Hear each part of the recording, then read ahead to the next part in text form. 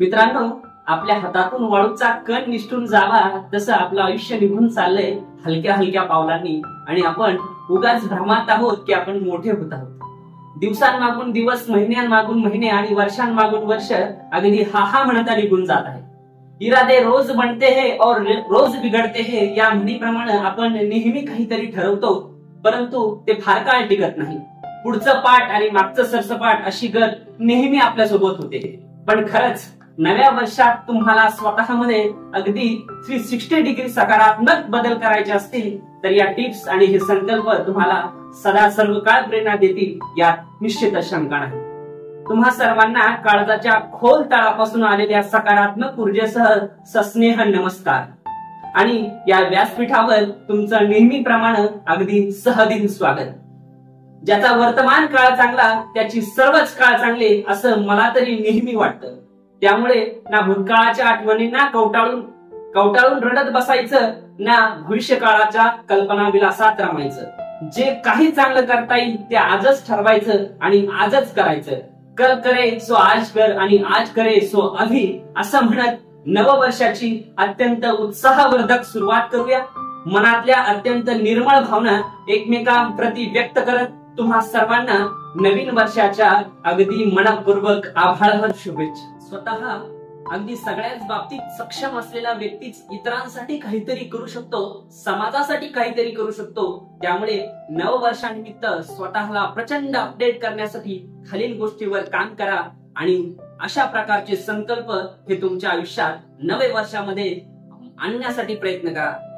यातली पहिली गोष्ट म्हणजे स्वतःच्या झालेल्या चुका स्वीकारणे आणि त्या चुकांतून शिकणे, चुकाची पुनरावृत्ती टाळणे.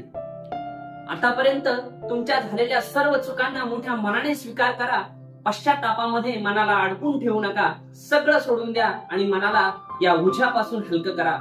बऱ्याच गोष्टीची उत्तरं ही सोडून दिल्याने सुटत असतात हे लक्षात ठेवा. भूतकाळ कवटाळून अश्रू ढळत बसण्यापेक्षा वर्तमान काळात त्या चुका सुधारण्याचा नेहमी प्रयत्न करा.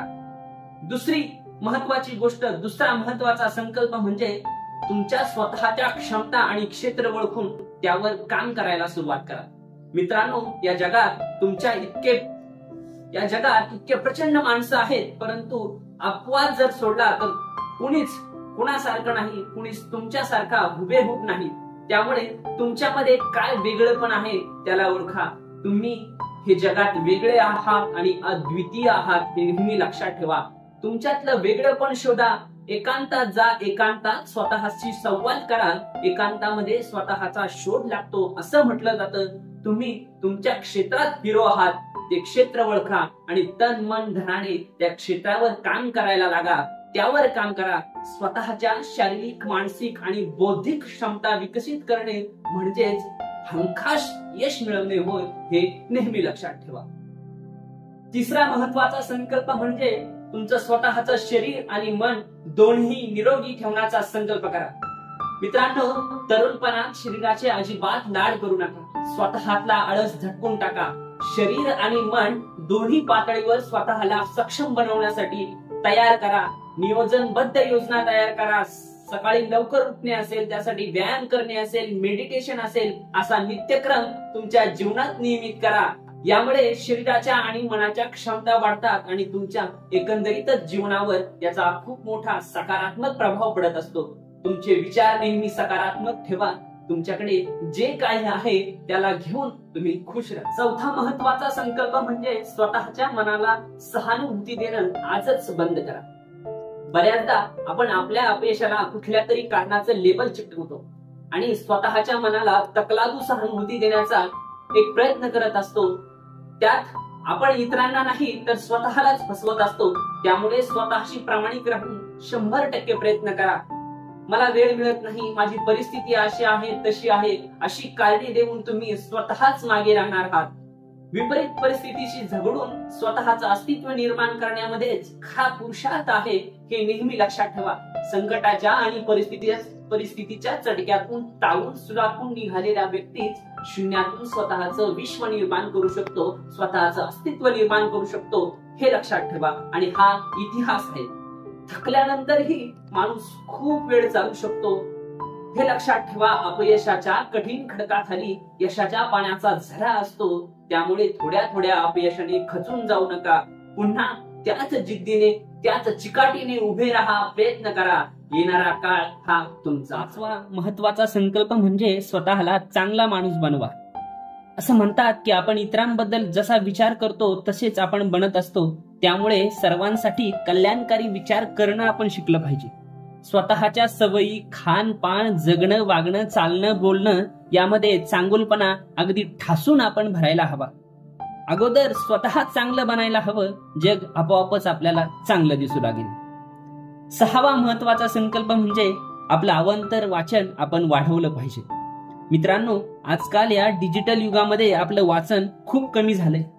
वाचन हे आपल्या बुद्धीचं खाद्य आहे. वाचनानं माणूस प्रगल्भ होतो. वाचनानं मानवी मनाच्या कक्षा रुंदावतात. वाचन माणसाला खऱ्या अर्थानं समृद्ध बनवत असतं.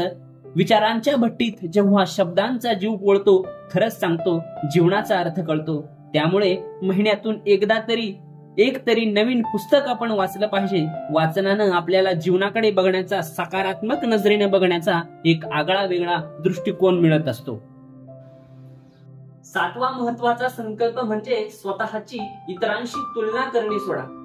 मित्रांनो, या जगात प्रत्येक जण वेगळा आहे. प्रत्येकाची बुद्धिमत्ता, शारीरिक आणि मानसिक क्षमता या वेगवेगळ्या आहेत. त्यामुळे स्वतःची तुलना इतरांशी करून आपण आपल्यावरच अन्याय करत असतो. ते कटाक्षानं आपण टाळलं पाहिजे, थांबवलं पाहिजे. स्पर्धा करायचीच आहे तर ती स्वतःशीच करा. रोज स्वतःतल्या वाईट गुणांना शोधा, त्यांना बाजूला करा. वाईट प्रवृत्तीला हरवून स्वतःला एक परिपूर्ण माणूस बनवण्याचा आपण नेहमी प्रयत्न करायला हवा. मित्रांनो, तुझं आहे रे तुझ पाशी, परी तू जागा चुकलाशी, या म्हणीप्रमाणे सगळ्या यशाच्या चाव्या ह्या तुमच्या जवळच आहे, तुमच्या स्वतः जवळच आहे. आणि असाध्य ते साध्य करिता सायस, कारण अभ्यास तुका म्हणे. या वचनाप्रमाणे अभ्यास आणि सराव यातून आपण अशक्य वाटत असलेल्या गोष्टी देखील शक्य करू शकतो. यात निश्चितच शंका नाही. थांबला ना सूर्य कधी, थांबली ना धारा, आणि निर्बंध या वादळाला, कसला हा किनारा, कसला हा किनारा. मित्रांनो, जगणं खूप सुंदर आहे. ते कसं जगायचं हे आपलं आपण ठरवायचं. हसत हसत की रडत पडत, कणत कणत की गाणं म्हणत. चला तर पुन्हा भेटूया एखाद्या नवीन विषयासह. तोपर्यंत धन्यवाद, नमस्कार.